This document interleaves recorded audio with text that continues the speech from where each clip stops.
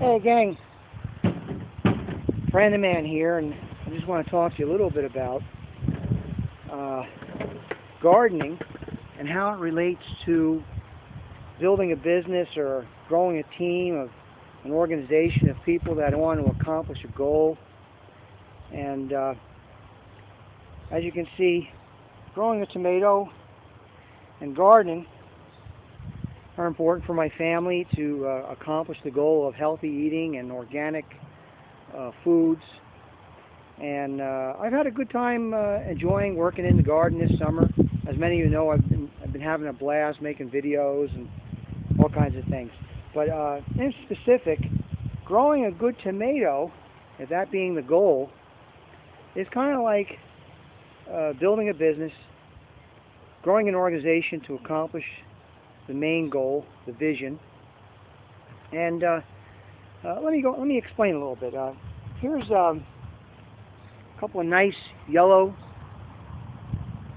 acid-free, organic tomatoes, and they're in pretty good shape. They're a nice color, almost orange, and you can see they're nice tomatoes. And not necessarily is the size as important, but the quality of the tomato and how it tastes. Here's a nice juicy red. Now it's not quite as big, but look at the shape. Beautiful tomato, and just a nice tomato. But growing a nice tomato is a lot like growing a good, nice organization, a team of people that are working towards something. And what happens a lot is you get like a nice idea, and you get some of these blemishes, say some blemishes in the tomato, and these blemishes are kind of like negative comments and not ideas, but comments that destructive comments, maybe gossip, maybe not treating people with respect, and these little blemishes get in the tomato. And then they fester in there, and they start destroying the tomato. And you see, you start seeing stuff like this, where the tomato gets really beat up, kind of ugly. And you know, you see even over here, it's starting to get soft over near the top here. And these negative comments get into the organization, and they start deteriorating and eating at the bottom, and start coming in, and next thing you know, it festers, and bugs get in there, and and then it opens the door for more negative comments and destructive criticisms and disrespect to other people, and it gets in there and it festers and it destroys the organization. So eventually you just want to get rid of it. You have no choice but to throw it out. So, very important to understand that.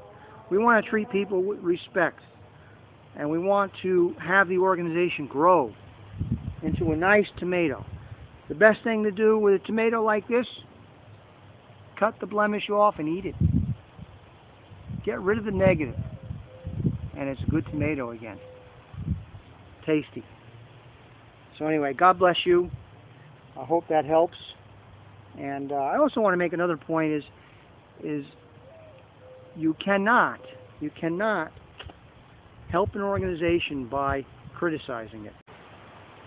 Okay, I got cut off on that last video, and I just wanted to make one point about negative comments and getting rid of them. I talked about the knife, slicing the negative off the tomato. Well, the knife in real life is your influence and the relationships you build with these people. Well, how do you do that? How do you create enough influence in their minds and in their lives to make positive improvements in what they're doing? Well, first of all, love them. Treat them with respect. Don't battle negative with negative. Okay? Try to recognize only the positive. And what you're going to do is you make some compliments. You know, hey, you do this great, you do that great, I love the way you do this. We need this organization to be big, and we need these goals to be accomplished. Are you on board with us? Great, fantastic. So here's what we'll do. We need to make some improvements on what we're doing. Are you willing to do that? Yes, great. All right. Well, then make the suggestions. Hey, you could stop doing this. This would help the organization if you stop doing this. Would that be okay? All right, great. We're in agreement with that. All right. So by doing that, we can get rid of those negative comments and grow those healthy tomatoes, those healthy organizations, and we can accomplish great things. But we've got to take care of these negatives as soon as they happen, and we've got to be conscious of ourselves. We can't always be right. We have to be willing to listen. Because sometimes people come up with great ideas, especially from the bottom up. And if we listen to them and consider them and let them know that we care about their ideas, that's great leadership. Anyway, I just want to say God bless. May the Lord bless you every day. And I wish you much luck in growing your organization. Until next time, Brandon Mann, over and out.